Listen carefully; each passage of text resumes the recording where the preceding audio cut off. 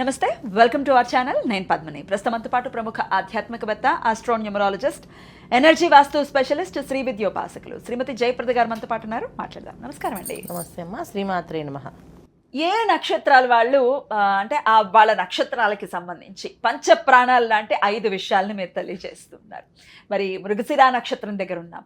మృగశిరా నక్షత్రానికి వాళ్ళు ఏ దైవాన్ని ఖచ్చితంగా జీవితాంతం వాళ్ళు కొలవాల్సి ఉంటుంది, ఏ క్షేత్రం వీళ్ళకి ఖచ్చితంగా ఆ క్షేత్రానికి వెళ్తే యోగించేటటువంటి పరిస్థితి ఉంటుంది. అలాగే ఇంట్లో వాస్తుపరంగా వాళ్ళు తీసుకోవాల్సిన ఏ దిశకి వాళ్ళు చెందిన వాళ్ళు అయి ఉంటారు, అక్కడ ఎటువంటి జాగ్రత్త తీసుకోవాలి, అలాగే ఏ గ్రహం వీరికి యోగిస్తుంది, ఏ దశ వీరికి యోగిస్తుంది, ఇవన్నీ అంటే ఈ పంచ ప్రాణాలు 5 విషయాల్ని మీరు తెలియజేస్తున్నారు. మరి మృగశిరా నక్షత్రం గురించి ఒక్కసారి మీ ద్వారా.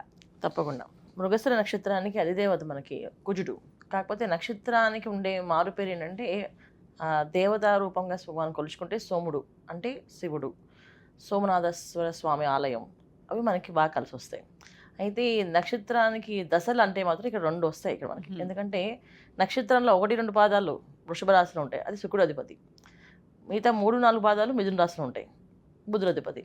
సో లాజికల్ ఎక్కువగా వీళ్ళు యూజ్ చేస్తుంటారు, లాజికల్గా ఉంటారు, ఎక్కువగా యూజ్ చేస్తుంటారు. అంటే ఎవరు 3-4 పాదాల వాళ్ళ కాదు, మొత్తం అన్ని పాదాలు.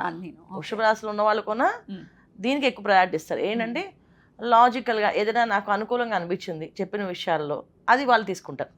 ఇది నాకు అనుకూలంగా ఉంది, దీనికి వెళ్ళిపోతాయి. మళ్ళీ ఎక్కువసేపు ఆలోచించే లక్షణం ఉండదు. ఎందుకంటే అది శాంత స్వరూపం అనుకుంటాం కదా. అది శివుడి యొక్క స్వరూపం ఏంటంటే సోమనాథుడు, సోముడు అంటే చంద్రుడు యొక్క ప్రభావంగా ఉంటుంది. చంద్రుడు ప్రభావంగా ఉంటుంది అంటే ఒక అనుష్ఠానం జపంలో ఉంటే మనిషి ఎంత ప్రశాంతంగా ఉంటామో అలాంటి తత్వంతో ఉన్న నక్షత్రానికి అది దేవత సోముడు అనే శివుడు. అందువల్ల ఏంటంటే వీళ్ళు లాజిక్ ఎక్కువ అట్రాక్షన్ ఉంటుంది. అంటే ఏ విషయమైనా వాళ్ళకి అనుకూలంగా ఉందనుకోండి అది చేసేస్తారు. ఎక్కువగా ఆలోచించి ప్రాక్టికల్గా దాన్ని ఏదో ప్రూఫ్ కావాలి, ఎగ్జాంపుల్స్ కావాలని అని అడగరు. ఇది నాకు నచ్చింది చేస్తా అంటారు, అంత ఈజీగా ఉంటారు. దీనిలో ఏంటంటే వీళ్ళకి దశలు కూడా ఏంటంటే వీళ్ళకి అన్నీ కూడా అనుకూలంగానే ఉంటాయి మ్యాక్సిమం. అంటే ఎక్కువగా మనం తీసుకుంటే తూర్పు, ఈశాన్యం, ఉత్తర ఈశాన్యం, ఉత్తరం, ఇవన్నీ కొన్ని వీళ్ళకి దశలు కలిసి వస్తాయి. ఎటువంటి ఇబ్బంది లేదు. ఎందుకంటే వీళ్ళు లాజిక్ ఎక్కువ ఫాలో అవుతారు కనుక దానికి ఇది మ్యాచ్ అవుతుంది. ప్లస్ ఏంటంటే ఎక్కువ పాజిటివ్గా ఆలోచిస్తారు. ఏ విషయమైనా నెగిటివ్గా ఎందుకు ఆలోచించాలి, ఏదో ఒకటి పాజిటివ్ తీసేసుకుని అందులో మన నచ్చిన ఒక విషయం తీసుకుని వెళ్ళిపోవచ్చు కదా, ఎందుకు టూ మచ్ అనాలిసిస్ చేయాలనే తత్వం ఉంటుంది అది. సో కొంతమంది దీన్ని తామరాకు మీద నీటి బొట్టులాగా ఉంటారు వీళ్ళు. ఏ విషయాన్ని లోతుగా వెళ్ళరు, అలా అంటి ముట్టినట్టుగా ఉంటారు. అలా అంటే ఎలాగ కొంచెం దాని గురించి తెలియాలి కదా, డెప్త్ అని అనుకుంటారు. వీళ్ళు డెప్త్ తెలుసుకునే అవసరం లేదు, లాజిక్ నాకు మ్యాచ్ అయితే నేను వెళ్ళిపోతాను అని చెప్తాను తత్వం ఉంటుంది కనుక వీళ్ళు ఇలాంటి మనస్తత్వం ఉన్న వాళ్ళకి తూర్పు ఈశాన్యాలు చాలా బాగా మ్యాచ్ అవుతాయి, ఇబ్బంది లేదు. సో ఏ రంగాల్లో అయినా వీళ్ళు ఈజీగానే రాణిస్తారు. ఎందుకంటే వాళ్ళకి కావాల్సిన లాజికే ఎప్పుడు కూడా. సో జీవితం ఏంటో, నెక్స్ట్ జన్మ ఉందా లేదా, ఈ జన్మలో ఎంత పాపం చేస్తాం, ఆ జన్మలో ఎంత పాపం చేస్తుంటామో, ఇలాంటివి అసలు ఏమి ఉండవు వాళ్ళ దగ్గర. ఓన్లీ ఇప్పుడు ఏం చేసాం, ఇప్పుడు నన్ను ఏం చేయమంటారు స్వామి అని అడుగుతారు. ఎవరన్నా అడిగితే సరే ఇప్పుడు అవన్నీ వద్దు, ఇప్పుడు మమ్మల్ని ఏం చేయమంటారు అడుగుతారు. ఇది చేయండి అంటే అది చేసుకుని వెళ్ళిపోతారు, అంతే సింపుల్. అంత ఈజీగా మూవ్ అయిపోతుంటారు. సో అందుకని వీళ్ళకి అన్ని కళలు అన్ని రంగాల్లో కూడా రాణించే అవకాశం ఎక్కువగా ఉంటుంది. సో ఏది బాగుంటుందంటే 100% వీళ్ళకి తూర్పు ఈశాన్యాలు చక్కగా తీసుకోవాలి వాస్తుపరంగా. దైవం ఆల్రెడీ చెప్పారు, సోముడు అధిపతిగా ఉన్నాడు అంటే చంద్రుడు రిలేటెడ్ శాంత స్వరూపమైన శివాభిషేకము, శివాలయాలకు వెళ్ళడము, తర్వాత సోమనాథ క్షేత్రానికి వెళ్ళడము. వీళ్ళకి అదే దేవత, నక్షత్రానికి అదే దేవత మనం తీసుకుంటే సోమనాథ క్షేత్రం, ఆ క్షేత్రానికి వెళ్ళి దర్శనం చేసుకొని రావడం, ప్రశాంతమైన వాతావరణానికి ఉండడానికి. వీళ్ళు ప్రశాంతంగా ఉండలేరు కానీ వీళ్ళు చేసే పనులన్నీ ప్రశాంతంగానే ఉంటాయి. అంటే వీళ్ళు ఏదైనా లాజిక్ తీసుకుంటారా, అది సింపుల్గా అయిపోవాలి, 2 నిమిషాలు అయిపోవాలని చెప్పేసి.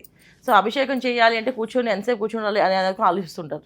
సో అది ఏంటంటే వీళ్ళన్నీ కూడా సింపుల్ వైజ్ వెళ్ళాలి అనే ఆలోచన తత్వం ఉండడం ఏంటంటే మనసులో మాత్రం మంచి ఉద్దేశం, బయటికి కొంచెం ఆ తత్వం మనకి ఏంటంటే కొంచెం కమర్షియల్గా కనిపిస్తారు. ఏంటంటే సింపుల్గా అయిపోవాలి, పూజ కూడా అంత సింపుల్గా ఎలా అవుతుందని చెప్పేసి. కానీ వాళ్ళ ఆలోచన ఏంటంటే మనం భగవంతుడితో చేయాల్సిన కార్యక్రమం ఏదవుతుందో మనం మనస్ఫూర్తిగా దండం పెట్టుకున్నాం, అయిపోయింది, ఇంకా ఆయన ఇది చేసాం అది చేసాం ఆయన చూడరు ఆయన, కానీ మనం చేసింది ఏంటి, సేవ చేసాం అయిపోయింది అని చెప్పి ఆయన లక్ష్యం ఉంటుంది. అందువల్ల వీళ్ళని ఒక విధంగా చెప్పాలి అంటే అన్ని రంగాల్లో రాణించగలరు, ఇబ్బంది ఏం లేదు. ఇక దశల గురించి మాట్లాడుకుంటే మృగశిరకి వింశోత్తరి కుజుడితో స్టార్ట్.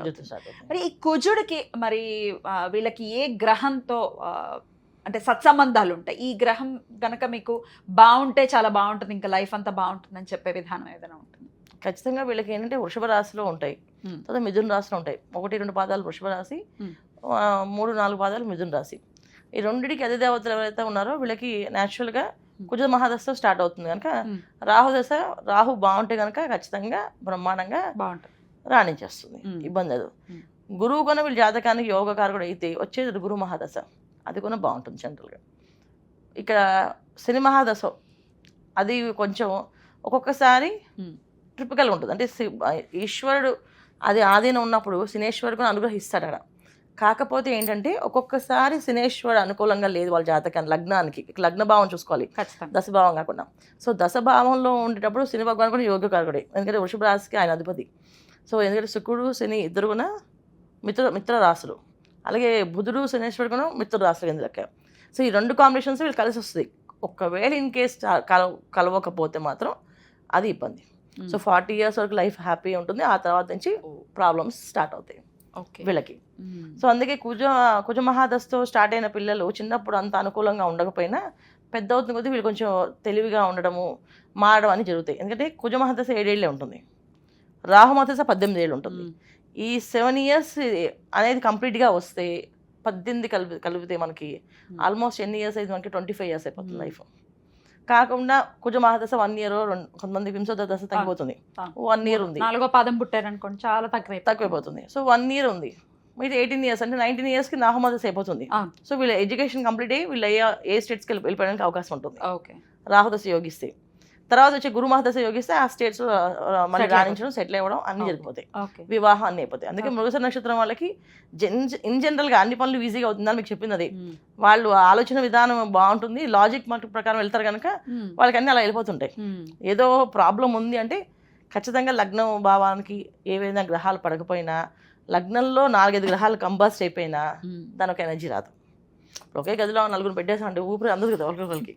అలాగే 4 గ్రహాలు ఎప్పుడైనా లగ్నంలో పడితే గ్రహ యుద్ధం ఆ విధంగా కొంచెం కంబాస్ట్ అయిపోతాయి. దానివల్ల వచ్చే ఇబ్బందులు ఏంటంటే దాని ఒక ఎనర్జీస్ మనకు అంతం, దానివల్ల నాశనం అయిపోతుంది లైఫ్ అంతా. అంటే తిరుగుతూ ఉంటారు, ఒక స్టాండ్ వేసి సైకిల్ తొక్కితే గమ్యం చేరుకోం కదా, అలా తొక్కుతూనే ఉంటారు వీళ్ళు, అది లైఫ్ వాళ్ళది. రైట్. అయితే మరి మీరు చేసుకోవాల్సినటువంటి పరిహారాలు ఏంటంటే ఖచ్చితంగా శ్రీం నమశివాయ అనే మంత్రం ఎక్కువగా చేయడం. శ్రీం నమశివాయ, శ్రీం నమశివాయ, ఓం నమశివాయ వింటాం మనం, కానీ శ్రీం నమశివాయ. శ్రీం నమశివాయ ఎందుకంటే శ్రీం అనేది లక్ష్మీ అమ్మవారి అనుగ్రహం. వృషభ రాశిలో ఉంటుంది కనుక నక్షత్రానికి శుక్రుడు అధిపతి, అధిదేవత. తర్వాత మిథున రాశికి లక్ష్మీనారాయణుడు అధిదేవతలు, ఎందుకంటే మిథున రాశికి బుధుడు విష్ణు ప్రియుడు ఆయన. సో విష్ణువుని పూజించాలంటే లక్ష్మీ అనుగ్రహం ఉంటేనే విష్ణుమూర్తి మనల్ని చూస్తాడు. మనం ఏం చేసిన పూజ ముందు లక్ష్మీతో స్టార్ట్ అయితేనే లక్ష్మి నారాయణుడు ఒక అనుగ్రహం కలుగుతుంది. అందుకే శ్రీం నమశివాయ అనే మంత్రం చేస్తే వీళ్ళకి అమ్మవారు ఒక అనుగ్రహం కలుగుతుంది, స్వామివారు ఒక అనుగ్రహం కానీ కలుగుతుంది వీళ్ళకి. సో చేయొచ్చు శుభ్రంగా, లైఫ్ లాంగ్ చేసుకోవచ్చు హ్యాపీగా. శ్రీం నమశివాయ మంత్రాలు రోజుకి 3 నిమిషాలు చేసి పొద్దున్న లేచి బయటకు వెళ్తే వాళ్ళకి అన్ని పనులు విజయవంతం అవుతుంది. చాలా అద్భుతంగా తెలియజేశారండి. ఇక నెక్స్ట్ వీడియోలో ఆరుద్ర నక్షత్రం గురించి తెలుసుకుందాం. థ్యాంక్ యూ అండి. నమస్తే. శ్రీమాత్రే నమః.